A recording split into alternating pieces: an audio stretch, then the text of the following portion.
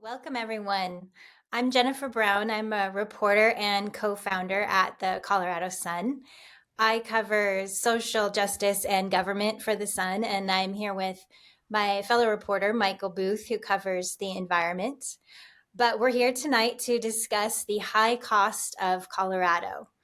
We started an ongoing series in the Colorado Sun in the fall to examine the high cost of everything lately, from houses to a carton of eggs to a concert. The point of all of these stories is not just to commiserate with each other, but to explore potential solutions to the rising prices that are making Colorado a hard place to live. Much of our attention in this series has been focused on the high cost of housing, though we're also writing about groceries, health insurance, utility bills, and even Christmas trees.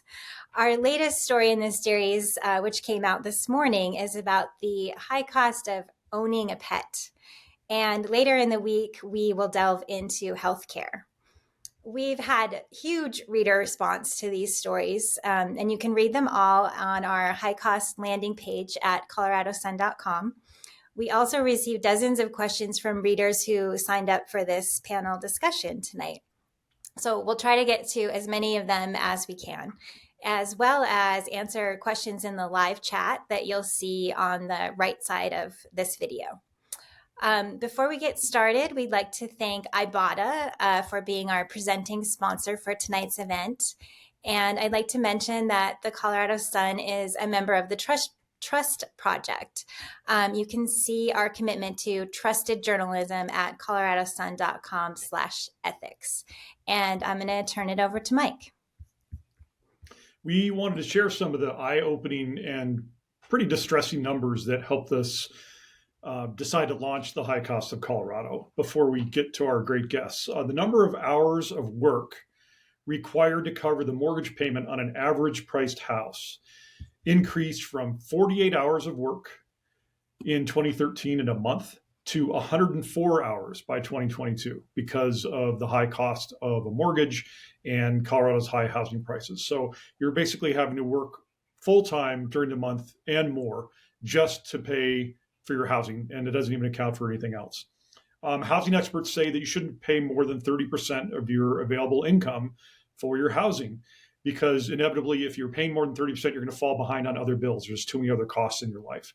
But nearly 4 out of 5 Coloradans are paying more than 30% right now. And Zach and Cesiah, who are with us tonight, can tell us that there are plenty of people they know who are paying up to 60% and sometimes even more than that of their monthly income just to get housing if they can get it at all. So to help us answer these reader questions about affordable housing and everything that's going on in Colorado with these high costs, and to push forward the debate with state and local governments who have the power to do something about it, we're honored to have a couple of the state's top experts and advocates. Thanks for joining us, Cesiah Guadarrama, who is the Executive State Director of 9 to 5 Colorado. 9 to 5 is a national organization working on women's issues ranging from paid family leave to housing justice.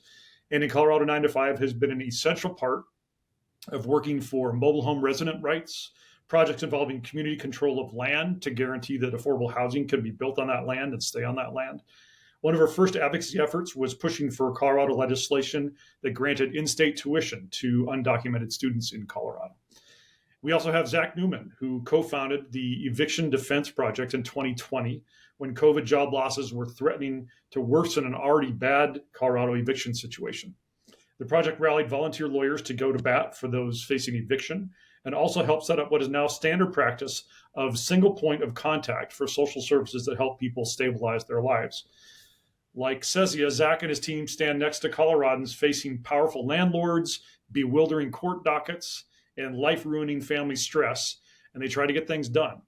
So Zach, first question is going to be for you. You have talked about the situation in Colorado's housing going from bad to horrible. What has happened with Colorado's eviction problem in the years you've been focused on it? We see apartment cranes all over the metro area and all up and down the Front Range. People are building lots of apartments, lots of housing, but prices are sky high. And clearly you all have plenty of work in evictions. Yeah, thanks, Mike, for having me on and for convening this discussion. Good to be on with y'all and with Cesiah, who's been such a partner in this work for the past 4 years, and long before we were doing this, Cesiah was in this fight. I think it's important to start by describing what an eviction is.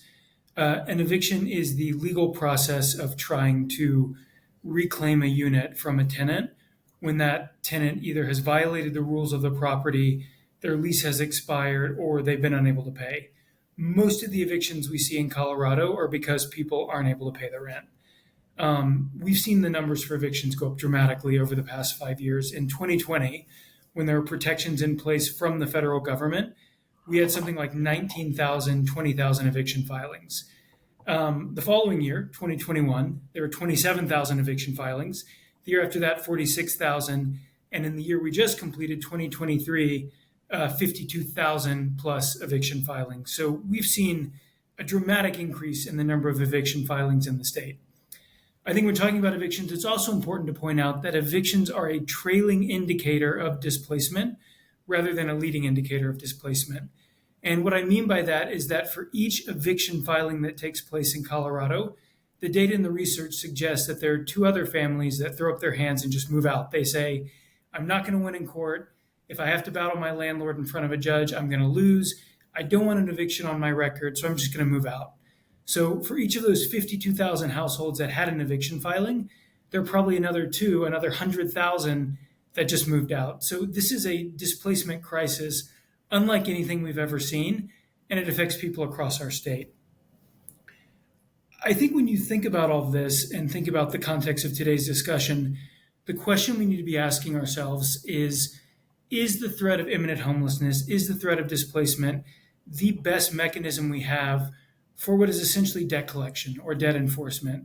Is the threat of putting people on the street, taking their home away from them, the tool that we want to use when we're trying to recover balances that are a little bit late in getting paid or that haven't been paid? And I think my experience has been it is a really powerful, a really harmful, a really destructive tool to be using, oftentimes to recover a balance that's $200, $300, $400 in unpaid rent. Thank you, Zach. Cesiah, we talked to many people for this series who are, working parents, both of them working, or in a few cases, single moms who are working with good jobs. I mean, we were talking to people who were nurses and, made good money, but still are having to choose which bills to pay. We talked to moms who were, deciding like which groceries to buy and how to stretch it through the week. And, the fact that they couldn't sign their kid up for, basketball because they had no money left.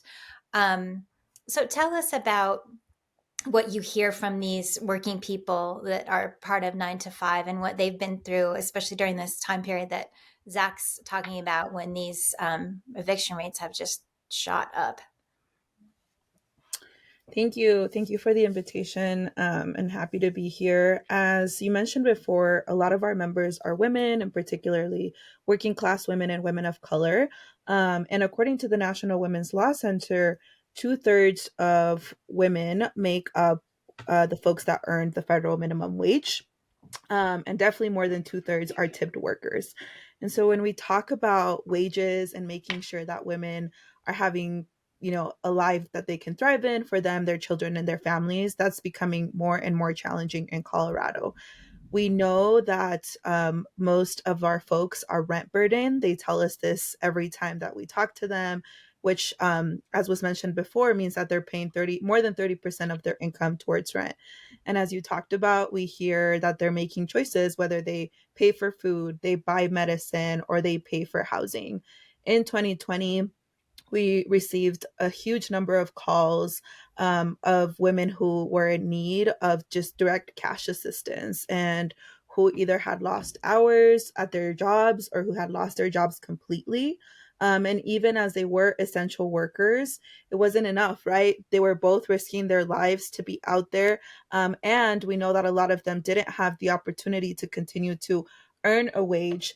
And we know and we hear all the time from mothers, from young women, from older women who are struggling to make ends meet and just want to uplift, right? That this is why talking about economic justice as part of the housing crisis is super important, because we know that without access to paid medical family leave, to universal health care, to other things that make sure women and their families can thrive, that they're going to be struggling. That's why we're, excited, and why we continue to work on fights like equal pay for equal work, for example, because that closes the gap. And of course, it doesn't solve everything, but it's a step further. We're super excited that after decades of, or a decade, or a little bit over a decade of a fight, we were able to launch paid medical family leave in Colorado after so many years, right? So that women can tap, and women and their families, right? People across the board, all across Colorado who need that.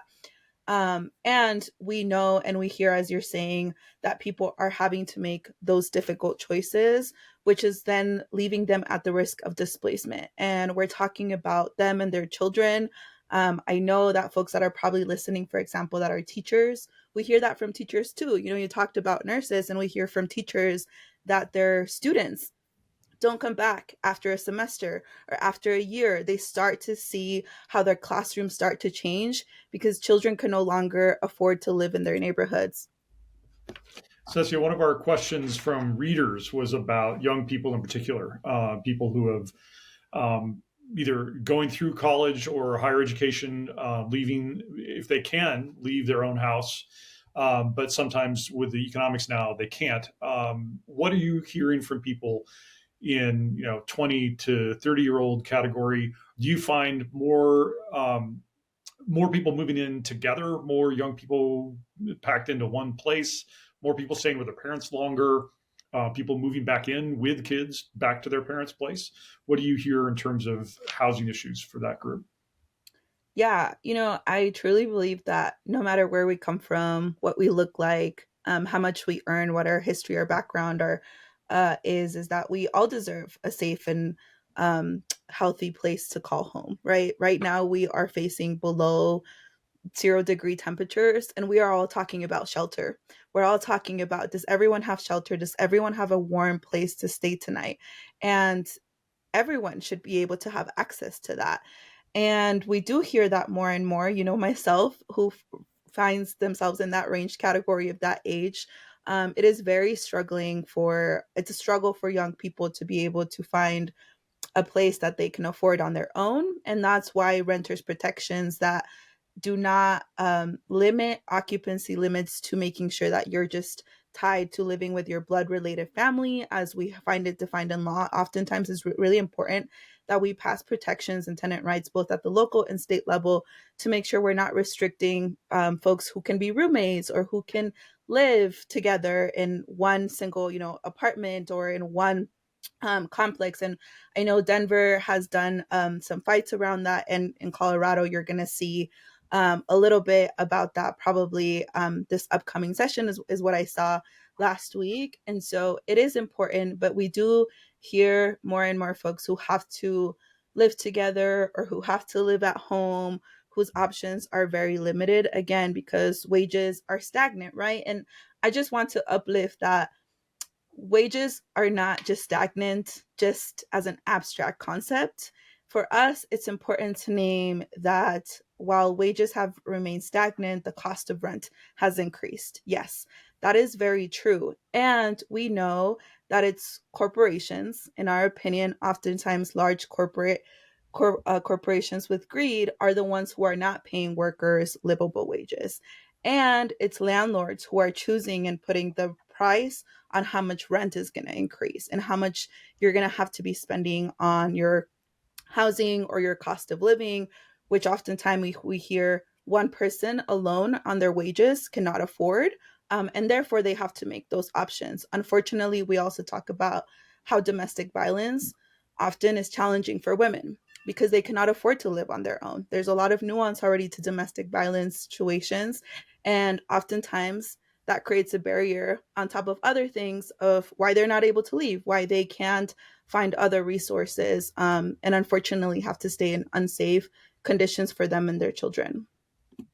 If we could drill a little bit down on one of the things you mentioned, Cecilia, that's really important, I think, that I wanted to ask about, which is the occupancy limits, which I think a lot of people who feel like they're in a secure housing situation maybe don't even know exist in a lot of places in Colorado. Boulder's been struggling with the idea and what they should do about it, whether they're finally ready to get rid of occupancy limits. But tell us a bit more about what that means for certain neighborhoods, whether there's been any progress across Colorado in trying to get rid of occupancy limits. How do they work, and how do they set a barrier for people trying to get affordable housing? Yeah, and I am by no means no expert, so I can share what we've seen at 9 to 5, and what I've seen as I've been working in housing is just making sure that we are not restricting and limiting folks to living in a single place that have to prove that they're somehow blood related to each other, right? So we often still have laws that define who you can live with, who you can put on your health insurance, who you apply for medical and family leave. And that's why expanding the definitions of what family looks like and what family is very important, because we have a lot of folks who now live with chosen family, folks who may not have a support system from their blood related family. And so it's making sure that the limits that we're putting on are not limits that stop you from living with someone else who you're not related to, and that we're also being mindful to not restricting, right? For example, how many folks that are not related to each other live in a single space. And Zach, maybe you can talk about it more. I know that Denver a few years back passed some protections, and in Colorado there are some protections, and we have to be mindful. The arguments that I've heard against it, oftentimes to be quite frank, can be borderline classist and racist. And we have to think about the different ways that different families live. I know, for example, in the Latino culture, and you'll see maybe in other BIPOC cultures, we often tend to live in multi-generational families, where you might have the parents and the grandparents who live in one home. Or in mobile home parks, you see that a lot. You see in one mobile home park where one family lives in one home, and then the aunt and uncle live in the home next door, and the grandparents live in another home. And that's part of the culture, that's part of living together. And so being mindful that our families look different, and the way that we're living in housing and the way we think about housing connected to our land looks different. And as I said before, all we want is that no matter where we come from or what we look like, we can all have a safe place to call homes, where we can have roots and grow with our children and invest in our communities. Zach, I'll let you talk more a little bit about the nuance of the protections if you have anything else to share. No, nothing significant for me, Ceci. I think that's exactly right. Um, we see a lot of pressure for our clients in their housing. Multi-generational households don't just reduce housing costs, they also provide childcare so that, younger household members can go to work, and older household members oftentimes can take care of their kids. And going after multi-generational households like that through occupancy limits doesn't just introduce economic hardship and economic confusion, it also goes against a really effective way of life and a really effective way of raising the next generation. And very excited about the legislation that's coming this year in the legislature to address that. I think it's a really important step, and I don't know, excited to see that roll out. Well, speaking of solutions to this housing situation, I want to ask you both to answer this next question. So we've heard Governor Polis say many times that one of his big priorities is affordable housing, but he also is very much against rent control. So I wondered what you both think about allowing cities to control the price of rent. And also, I know that you've both worked on another potential solution, which is related to for-cause eviction. So maybe if you could both address those two policy issues. Zach, you want to take that first? Oh man, I was hoping you tap in Cesiah first. That's the question of the day. That's a tough one. We're in a moment of crisis, and as I mentioned at the top, 52,000 eviction filings last year, probably another 100,000 displacements. Affordable housing is an incredible goal. It's an important goal. And I think, applaud all the work that the governor and his team in the legislature are doing to get there. I think fundamentally as a state, we have to do two things. The first thing is make the investments long-term to deliver affordable housing to our community and to our state. But all the data and all the research shows that those investments take time. You don't flip a switch and suddenly you have tons of affordable housing, rent has come down, it's affordable to buy a home. Jonathan Capelli has done a lot of analysis on this and has a great presentation he gives that shows that most of those investments don't start to take effect for 10 years. And the price impact in 10 years is meaningful, but it's not as dramatic as people would think. So, what that means is that in the short term, in that 10-year window, we need interventions, we need investments, we need policies that keep people in their home.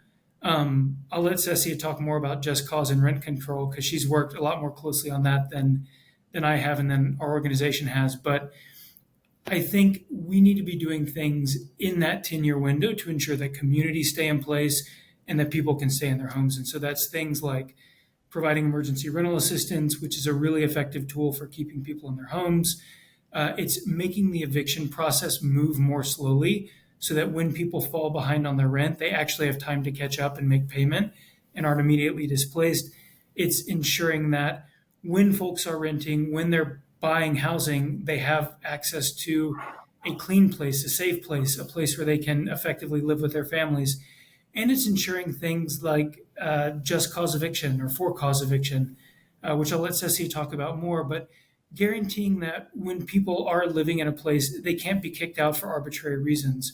Right now in Colorado, at the end of your lease, you can be removed for any reason.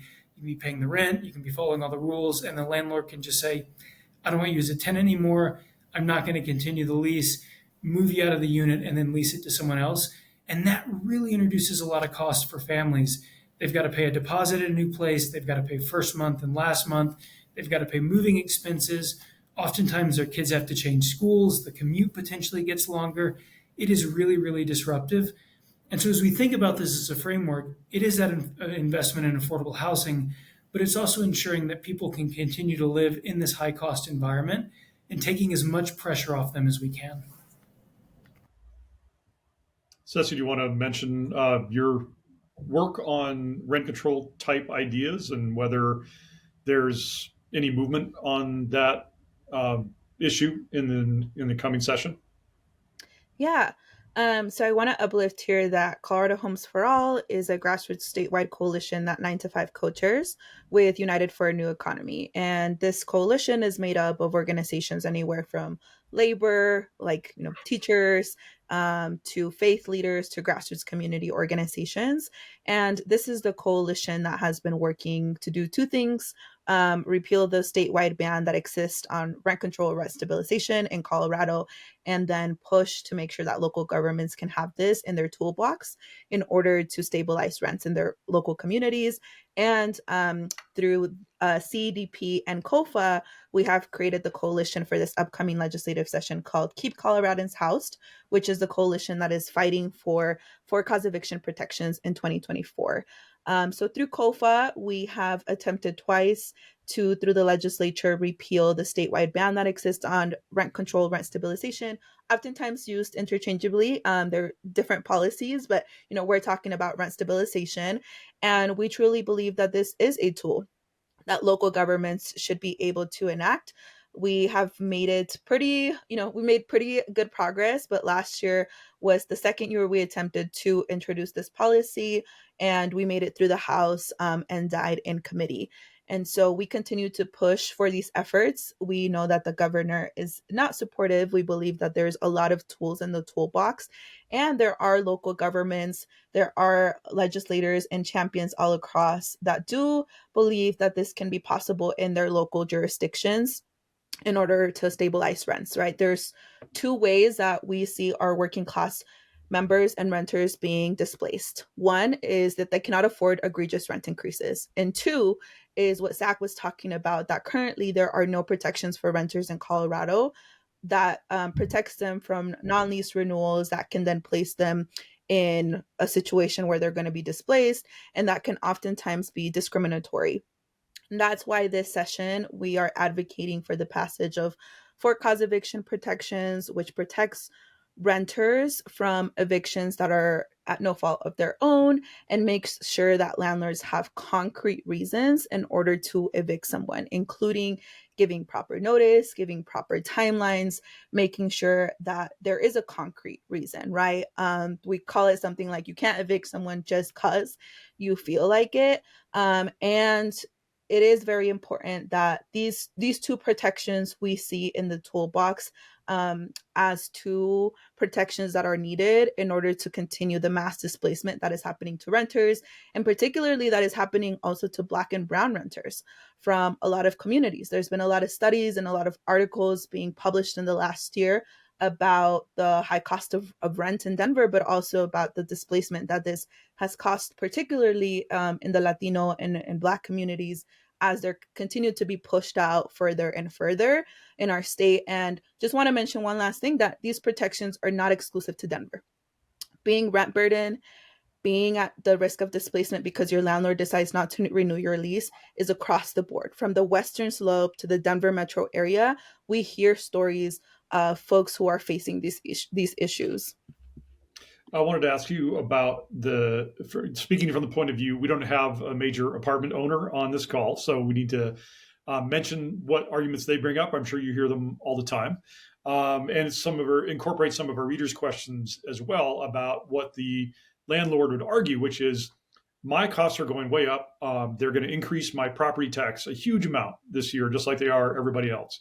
My utilities are going up, way up. My costs of maintaining a decent place with appliances or building materials is going way up. And if you put rent control on me or rent stabilization on this whole community, there's going to be no incentive to build new apartments. It's not going to work, and it's going to hurt people who are providing current housing. So how have you been responding to those arguments?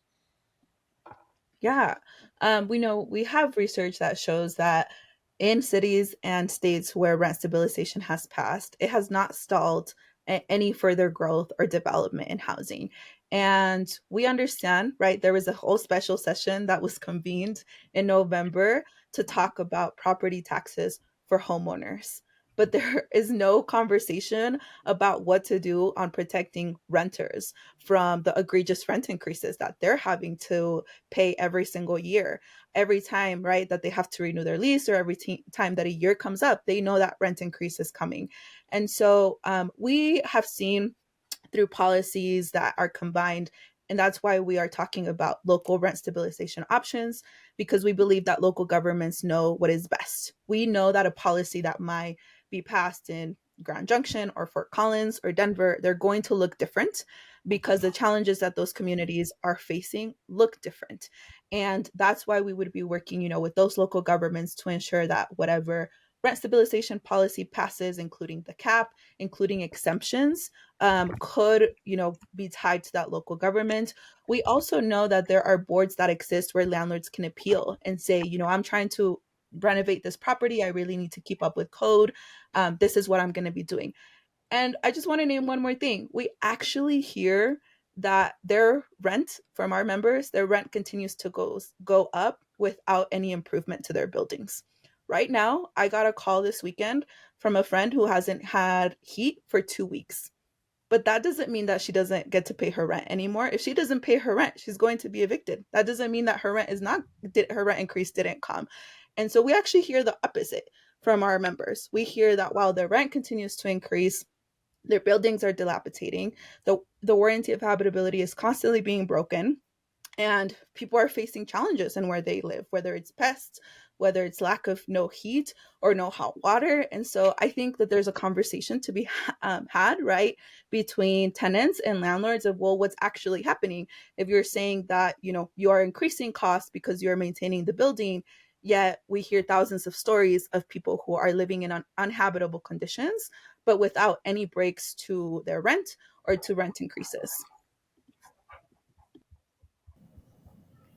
Yeah, and I can jump in quickly on this too, Cesiah. I mean, I think one of the biggest misconceptions that we face at the Capitol when talking about housing is the notion that right now in Colorado, rental prices are determined by cost, right? That landlords sit there and here I'm not talking about mom and pop landlords. I'm really talking about the large private equity backed institutional investors that buy housing in the state, both multifamily and rental houses, that they're sitting there saying, these are all of our costs. Let's add a reasonable rate of return for investors, and that's what we're going to charge, right?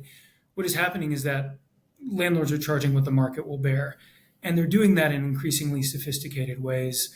There are a lot of lawsuits now across the country targeting RealPage, which is an algorithmic pricing software that many of the large landlords in Colorado use. And it basically analyzes the market.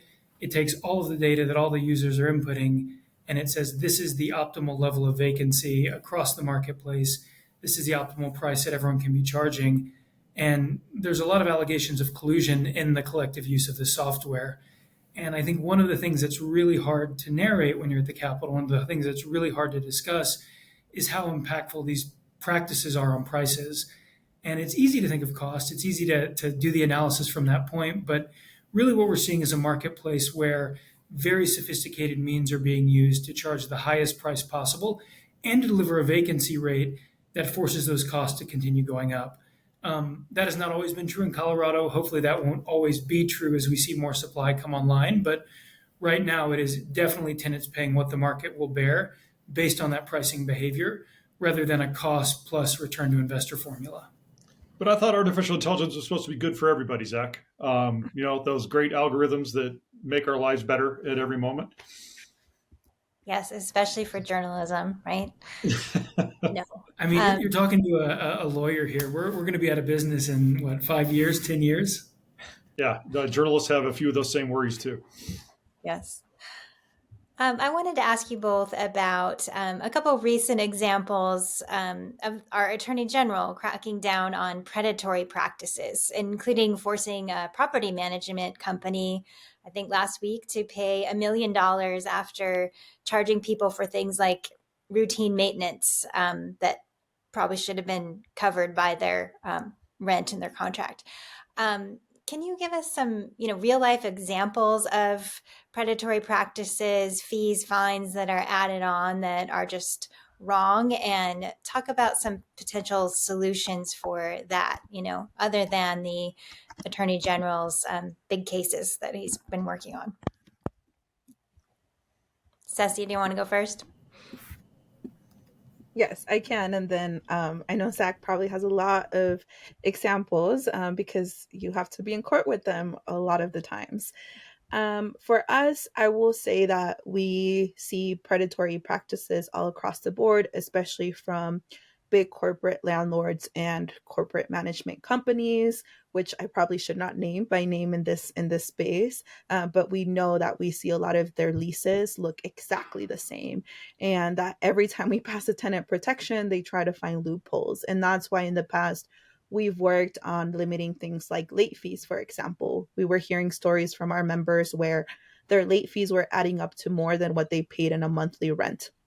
And that was keeping them in a cycle where even though they had the money to pay and catch up with their rent, they would not have the money to pay the late fees. And so they constantly found themselves in an eviction cycle because they just could not catch up. Last year, we also worked on legislation to define what kind of fees people are being charged and to make sure that there was transparency in your lease about what you're paying for. Because as we know, oftentimes someone might go and sign their lease and think that their monthly rent is going to be $1,200. And then all of a sudden a month comes by and they get, a little supply of a bunch of list of other fees like trash valet or other things that they were not accounting for. And now they're all of a sudden their housing cost is $1,500, which was something they were not budgeting for, that they can't afford. For us, we want to make sure that there is transparency about what tenants are paying for and that these fees are not egregious, right? That if you are actually charging a tenant, it is to actually pay for the cost and not to pay these egregious fees that you might not even be able to explain. When we would see fees of $100 on day one, if you didn't pay at 5 p.m. on the dot, that to us was egregious because they couldn't even explain what is that $100 even cover. It's, a late fee is supposed to make you whole as a landlord. And they couldn't explain to us how that was contributing to making them whole or to being transparent. And, we hope and envision a world where all of our families can live and can thrive, and that we don't have to fight fee by fee, but that we can think about housing as a human right, that we can think about housing as something that everybody deserves. And we think it's important to have practices, and that's why enforcement and legislation is very important to make sure that, yes, through private right of action, so that partners like CEDP can actually have a tool to use to protect tenants. We also really applaud the AG and the fact that they've been making progress and have been making housing a priority as also a consumer protection, right? Anywhere else that you go, you buy a water bottle at the gas station, or you buy a car, you get a receipt. You know what you're paying for, and there's laws that protect you as a consumer. Why is housing any different? Why am I paying thousands of dollars of rent, yet I have to live in unhabitable conditions? Yet there is no code enforcement, yet there is no accountability when something goes wrong. Even though I'm having to make that hard choice, I paid my rent instead of buying medicine or buying groceries or limiting the school supplies for my children. And we hope that this continues to be something in Colorado, that, landlords are clear that they can't just violate laws, and that there will not be any accountability for them.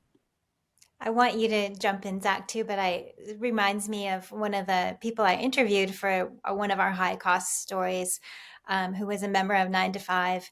And she lives in a mobile home park in Aurora. And the fees that she was telling me about that they kept adding on after she lived there, it was like $35 or something for every cat, every dog, every piece of garbage. Then they decided to make everyone pay for their parking spaces, like right in front of their homes. And so these people were parking like several blocks away. I can't remember now, but pretty far from their homes to avoid like paying these fees. So it was a lot for her. She started, having to go to the food bank to make up for these fees. Go ahead, Zach. I mean, I think Cesiah lays it out incredibly well. For my clients, the way they have described it to me and to us is that it's like a guilty until proven innocent system where the consequences are truly life changing. Um, to give a couple of examples, you're in an eviction proceeding. If you don't show up right on the answer date and fill out the kind of answer form in the right way and have the right evidence, uh, you're going to be evicted. And that could be the case even if you paid all of the rent, but the landlord applied some of it to late fees instead of the rent, and you don't provide the right evidence, or you don't show up in the right way, or you come too late because the bus was running slow, or you had to work, or your kid got sick. You have to do everything exactly right, and you have to be the one. The onus is really on you as a tenant to show up and prove that you are not guilty. I'm using that term intentionally, not guilty of not paying the bill. Otherwise, you're going to be evicted and lose your home. So the threat is just enormous. It's homelessness. It's losing your home. It's not having a place to go. It's not having a place to live, and you have to prove that you're in the green monetarily to continue living in your house. Same with towing. Towing companies that take vehicles from multifamily homes, and the big one is Why It's Towing. I think it's really important to say their name because they do so much harm in our community. Patrols all of the multifamily or many of the multifamily parking lots here in Colorado. They have the power to take someone's vehicle, put it in their impound yard, and until and unless you pay the fees that they say you owe, they're going to keep your car. And after 30 days, they can sell it. Can't take your kids to school, can't take your kids to work. Your property, your possession, the thing you need to survive is being held hostage, just like housing is. Late fees are another example Cesiah just mentioned. Another is deposits. So many of our tenants, when they move out, just aren't given their deposits back. And if they want that money back, which they often need to, make it a deposit on a new apartment, to pay first month's rent, to pay moving costs, they have to wait 60 days. And then when the money doesn't come, they have to file a lawsuit to get it back. Most people don't have the money to hire the attorney. They don't have the time to fight through it. And by the time they finally win and get that money back, they've already moved, or they've been forced onto the street because they didn't have that deposit money to pay a deposit in a new place. So all of these systems, all of these tools that we have really burden the resident. and put the onus on them to go out and find their money. And it just makes it so challenging to live and to exist and to survive, especially if you have kids. Zach, I want to ask you a couple of things you've mentioned have really struck me in terms of what it must be like for you and your volunteer and paid attorneys fighting this in court when you've gone from 19,000 cases to 52,000 cases. 19,000 is bad enough, but then you've got another 30,000 plus Coloradans dealing with this eviction proceeding and just in a given year. And then combine that with institutional investors, as you mentioned, being often on the other side of that eviction case, that court case. So now you're not just fighting a mom and pop landlord who has the same confusion about the system that you do. You're fighting BlackRock hedge fund. You're fighting Goldman Sachs. You're fighting whoever has bought 3,000 apartment buildings, 3,000 apartment units in Denver. What does it look like in court? Is it harder? Yes, you've won some victories in terms of local legislation for renter protection, but now you're fighting even bigger folks on the other side of it. Mike, I think the thing that is scariest is the automation. And at so many of these institutionally backed properties, everything is done by computer. It's automatic. So there's an online payment platform. The charges and the fees and the assessments and the rent, all the kind of administrative fees that Cesiah was alluding to, are automatically added to your online ledger. If by whatever time is programmed into the system you haven't paid rent, it automatically generates a notification for the property manager. They go and put a demand on the door. If at 10 days the payment hasn't been received, the fees continue to accumulate. It automatically sends it to the big eviction mill law firm in town. Their system is automated. If a tenant tries to call, there's no person to talk to. They're talking to a call tree, and they're working their way through that. There's an online system they have with a stipulation where the tenant's encouraged just to sign.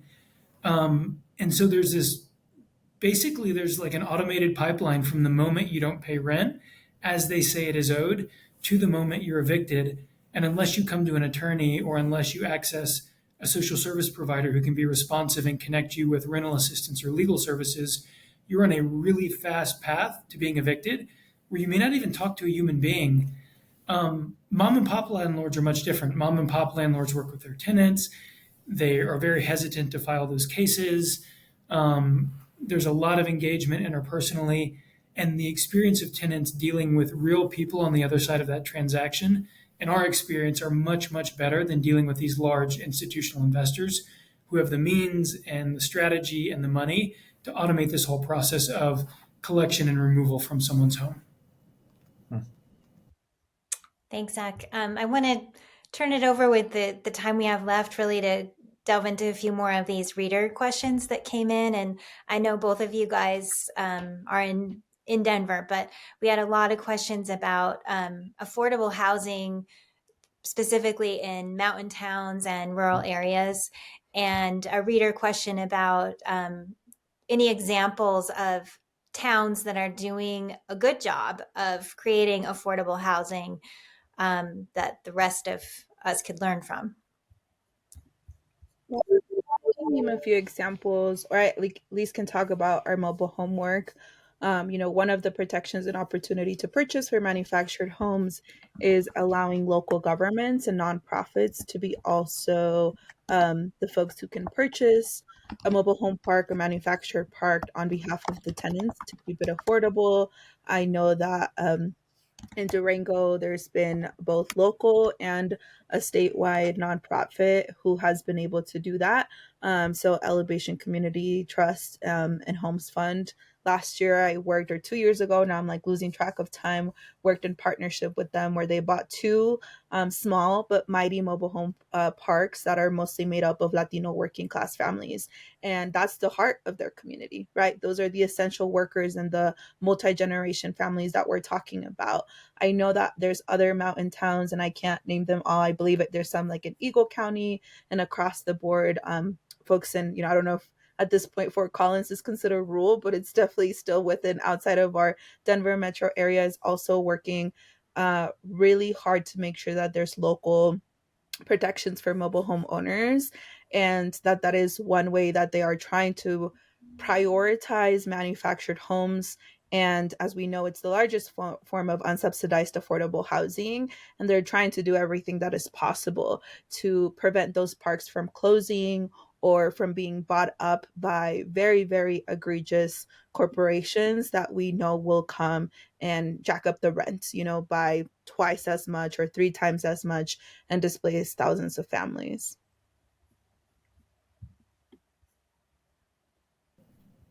I think for me, and we're a little more focused on stabilization and eviction and displacement prevention, but Leadville, the city of Leadville, and a lot of the nonprofits that work on community empowerment and renter protection there have done a fantastic job really early in the pandemic. This is 2020, 2021. The mayor of Leadville got all the groups together, came up with a plan. There weren't federal resources on the table when this began, and there was a real coming together in that community of leveraging the resources that were available to do outreach, to do tenant engagement, and then negotiate with landlords to stabilize tenancies and stop evictions. And if I'm recalling correctly, the mayor of Leadville at the time was even calling landlords and negotiating rent debt buyouts at like a percentage of face value. So, hey, will you settle this and let the person keep living there for 70% of the rent balance? And you didn't see a lot of that during the pandemic, but a real personal commitment, both from the government, the city government of Leadville, but also the nonprofits to deliver. And that early partnership, I think, has led really to a great working relationship there and much lower eviction numbers, I think, than you would have otherwise seen in the city of Leadville, but also kind of in the surrounding area. Zach, are there any local court systems, whether it's Denver or another city farther afield, that have done a good job setting up, working with volunteer lawyers, having an eviction-focused courtroom that can handle things in a more in a way that's better for the renters, more humane, perhaps? Are there anybody you would single out? Yeah, I feel like we've had a great partnership with Denver, the city and county of Denver, doing this. In the city and county of Denver, when rental assistance dollars are available, you have both rental assistance providers in the courthouse, many of them from our organization, who can very quickly do intake, get the right details, qualify someone for rental assistance, and if necessary, cut a check within 24 hours and deposit it with the register of the court. They're complemented there by attorneys from Colorado Legal Services, the Colorado Poverty Law Project, CDP as well, and then also other benefits and social services providers. So it's kind of an all-in-one stop where if you're just showing up on answer date, you actually have a chance to get the financial help you need as well as the legal help. And I think that's a testament to the city of Denver. It's a testament to city council really investing in the funding for the different tools that are brought into play there. And of course, all the service providers that show up for those clinics. It's not perfect. It's still a really challenging process for the renters. They have to get down there. The eviction timeline moves fast, but it feels like all of the right services are in place. And now we just need to make sure that the legal process of eviction moves a little bit more slowly, creates more time, and creates more opportunities for people to defend their housing. Didn't some of the city council members in Denver throw some of their personal budgets into the eviction protection at some point earlier, maybe perhaps during COVID? One of the big things we've seen recently is just a very strong collective level of support. I think it was all city council members voting for the temporary rental and utility assistance program at a historic amount of money. So the city and county, through city council and with the support of the mayor, supported $29.1 million in rental assistance. One of the informal things we see is that a lot of the city council members come and check in on the clinic, or if someone's trying to, and this is going to sound ridiculous, but print a document and they can't, a lawyer will run to a city council member's office and print the document and then take it back to the tenant. I know that sounds silly, but because they are located in the same building and they're located down the hallway, city council members can see and know what's going on. And so the court building has become a place not just where evictions happen, but also now, because it's in the city and county building, where resources and support and engagement from elected officials is really beginning to happen. We had a few questions come in too about ADUs, accessory dwelling units. And one very specific question I thought was interesting that maybe you guys could address or just talk about ADUs in general. But what about the idea of giving pre-built ADUs to low or fixed income homeowners near bus routes, and then in exchange, the homeowners would get a tax break or some other kind of deal for renting to another party? Have you ever heard of that before? I've heard of that a bit. I mean, I think anything that we can do to incentivize additional housing stock is really important. I also think though that that can drive neighborhoods that are more diverse in terms of age, in terms of background, in terms of income. I think one of the bigger problems in America when we talk about this issue is that we all stay in our lane, right? We know our neighborhood and the people that we associate with and the folks that we see on social media. And if we can start to create living spaces where we interact with people who are different than ourselves, I think we can start to appreciate others' concerns. And a lot of these conversations around housing get easier. So I'm supportive of that idea, and I think it's an exciting one. So, see, I was wondering how people are holding up. Um, I guess psychologically is one way that I would look at it in terms of what. So we've had some reader questions about the frustration of an older generation demanding that kids work hard in school, students work hard in school, more people go to college, more people get higher education, and then they leave higher education with high debt, with rent too high for them to afford, housing too high for them to afford. They feel like they've done what they were quote unquote supposed to do in getting good jobs. One of the people we talked to is, as we mentioned, is a medical assistant for Kaiser.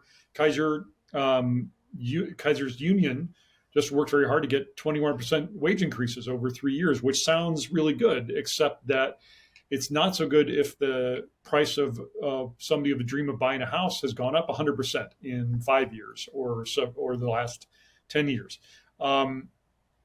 Do you feel rising frustration, resignation? I'm just curious how you help people through that part of it. Yeah, I think it's very real and it's important to acknowledge the way that people feel and their realities, right? We are not the ones to tell folks like that is not your experience, that is not your story, because it is. And for many of us, we feel that frustration. I think my generation is probably the one generation who is walking out with the most debt from higher education. And we did everything that we were told, right? Go to school, follow all these steps, yet we continue to find ourselves struggling. And I think what I would say is that when we do join together, we can rewrite laws to protect all of our families so we can keep a roof over our heads. So, where we could create communities where rent is reasonable and housing options are plentiful. And we have to be open to the fact that housing is not going to look like what it did 50 years ago, 25 years ago, 100 years ago. Part of that is also talking about climate justice and the way that we've continued to exploit our land and continue to exploit the resources for our benefit. We have to change the way we think about many things, including housing, if we want to address our climate crisis, which I know is not the topic for today, but it goes hand in hand, right? People are also being displaced by fires and floods and other massive waves of climate crisis. And we need to rethink the way we talk about our land, we talk about building and living together. And for us, it is important that we come together. And it is important that, lawmakers and folks who are in power are not just listening to Zach and myself as, leads of an organization or attorneys or advocates, but I always make the ask that they listen to our members. They are the ones with the stories. They're the ones that are telling their stories that we can't tell those stories for them. They're the ones sharing and uplifting their voices. And most of our members, are women of color, many who are Spanish monolingual speakers. They're the ones who need to tell their own stories, who share their bravery and hardship at the state capitol or at court or in front of a reporter, they tell their stories best. And I would say keep telling those stories, keep uplifting what your reality is for you and your families, and also join us in recreating laws, recreating what communities look like, revisioning and thinking how we address housing and how we talk about living among each other and living with each other, including how we are connected to the land and how we treat our planet, because we all have to live in it. So I hear that, and I hope and invite folks to think of a world where we can envision something different so all of our communities and families can thrive. Zach, would you, before we go, I really would like you to share a story you told me before during an interview about, turning what you do from, a one man event into this large organization where I think you said you have nearly 100 people that work there and help. Can you talk about that and how that came to be? Yeah, happy to, and thanks for asking. So, it was I think March of 2020, and I had been teaching and working kind of as a researcher on related issues, and in my spare time, I was doing pro bono representation of folks facing eviction, just volunteering at the Denver County Courthouse from time to time, and worried about the pandemic in the world. I put a message up on social media, and I was like, hey, this is really wild thing that's happening. If you're worried about paying the rent because of work stoppages, feel free to reach out. I'm happy to give advice or represent you or help you talk to your landlord. Got off of social media, didn't really think much of it. Got back on, and I had like 600 messages from people I'd never met. Folks had found my cell phone number, they were calling. And you just have these moments in life where you're like, this is the thing, I need to focus on. And so I started with some colleagues and friends just doing free legal representation, offering that. And the same thing started happening again and again, which is we would go to court, we would argue really well, we would lose because laws in Colorado very unfavorable to tenants then, and a little bit less so now, but still pretty unfavorable. And then 2 or 3 months after we had lost and the person had moved out, into a motel, into a homeless shelter, into their vehicle, the rental assistance check would show up, either at their landlord's office or at their home, and they'd have to rip up the check. And there are just so many things in the world that are difficult to solve, but getting checks to people on time isn't one of them. And we had this thing that we thought we could solve. And so what we started doing was building a rental assistance fund that, through various means and the generosity of a lot of funders in Colorado, allowed us to make rental assistance payments on a compressed timeline in 24 hours if we have to. And the way that functions is that if someone is at risk of eviction, we pre-qualify them or rapidly qualify them, and then through organizational funds make the payment. That sits on our books as financial risk. Basically, we submit it to the state or the county. They process it, and if the person qualifies, the state or the county then reimburses our organization for the payment that we've made. If we've made the payment in error, if the person doesn't qualify, we eat the cost of it and we take a financial loss. But to date, we've made about $150 million in payments, and our loss rate is something in the ballpark of $200,000. So we have not lost a lot of money on those payments, and the partnership with state and county governments has been pretty effective. But what I'll say is, even though all that money has gone out, we have continued to see displacement go up. So while payments are happening and money is going out the door, the amount of money available to address this is nowhere near the number of filings we're seeing. So the money is always chasing the problem. And until we have real structural reform in the system along the lines of what Cesiah has talked about, I don't think we get our arms around this problem. If you all, we really appreciate you all taking your time for almost an hour now to help us out on these issues and help Coloradans out and think about what they could be doing and what their neighbors are going through, what their coworkers are going through, their family members. Take a breath and think about what you would like to, if people are listening who have either the power to do something about these things that we're talking about or the interest and the motivation to help you do something about it. Ceci, what would you specifically ask people to work on, whether it's a legislator or a local governance person or someone who just wants to volunteer? What are some reachable targets, some goals that are realistic in helping people find affordable housing and protect people who already have it? I would say the message is very direct, right? We are asking Governor Polis and key legislators or all legislators to consider our current trajectory. If we do not act now and pass common sense housing legislation, including for cause evictions, Coloradans will continue to suffer. They will continue to be pushed around without protections from corporate greedy landlords. And it is those corporations and those landlords who are at the Capitol lobbying against their own tenants every single day. So, my ask for them is that they truly consider passing for cause eviction protections to prevent the further displacement of tenants.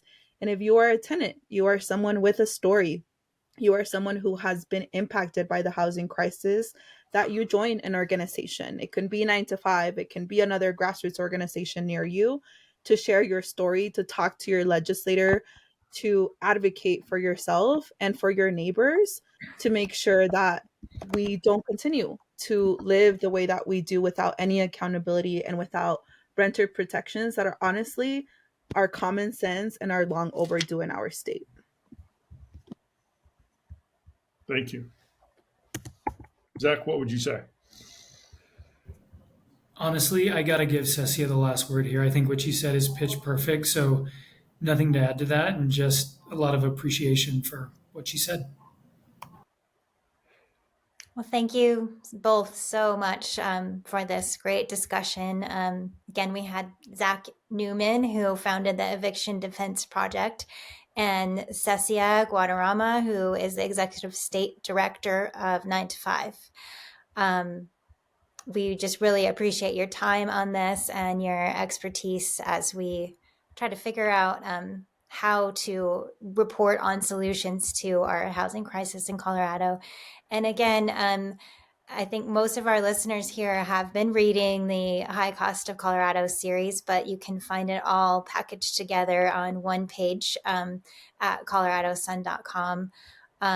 This will be ongoing. We're getting so much reader feedback. We get emails about everything about, how to find coupons for King Supers to, these huge housing questions that we've tackled today. So please read that. And thank you all for joining us for this event. Again, thank you to Ibotta for being our presenting sponsor. And thanks for being a supporter of the Colorado Sun.